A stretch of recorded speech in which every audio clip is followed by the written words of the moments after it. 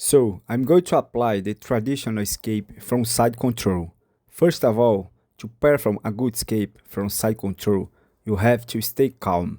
When your opponent establishes side control, don't try to muscle your way out right away. You need to create space.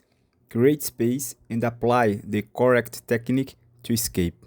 The most important thing when escape side control is not to panic. Let's do the traditional escape. I am in one of the most uncomfortable positions in Jiu-Jitsu, side control. What do I need to do? I need to place the blade of my forearm against his neck. I don't go this way. If I do, he will set up an Americana. I need to bring my elbow over his head. Once I pass it, I place the blade of my forearm against his neck. Always staying calm. I place my hand on top of his shoulder. I don't place my hand here. If I do, he can catch me in a wrist lock. So I put my hand on his shoulder to avoid the wrist lock. Bring the elbow over his head also helps prevent the Americana.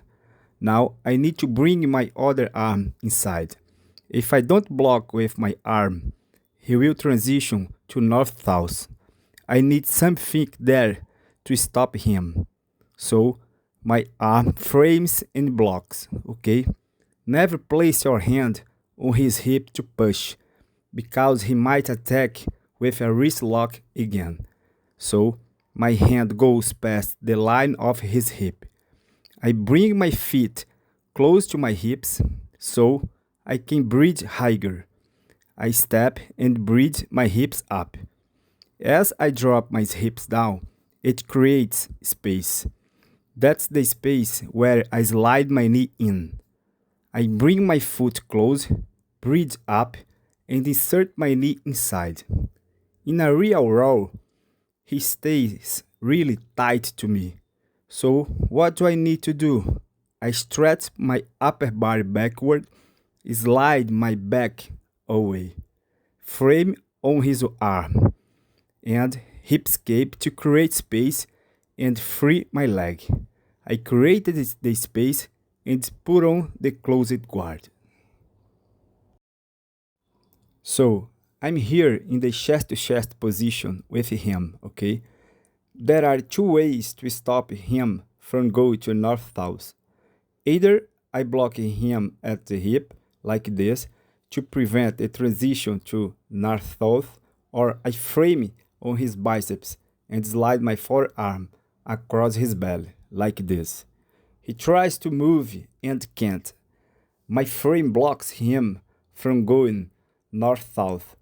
So I'm here with him, and now I'm going to grab his belt. From this position, I need to have good timing. I wait until his weight is leaning forward over his whole chest. When his weight is leaning forward, that's when I make my escape. So I grip the belt and wait for his weight to move forward. As soon as he leans forward, I make the move. I use that timing to start escaping from bottom. The movement by itself goes like this. I'm here with him, I frame, and now I execute the move.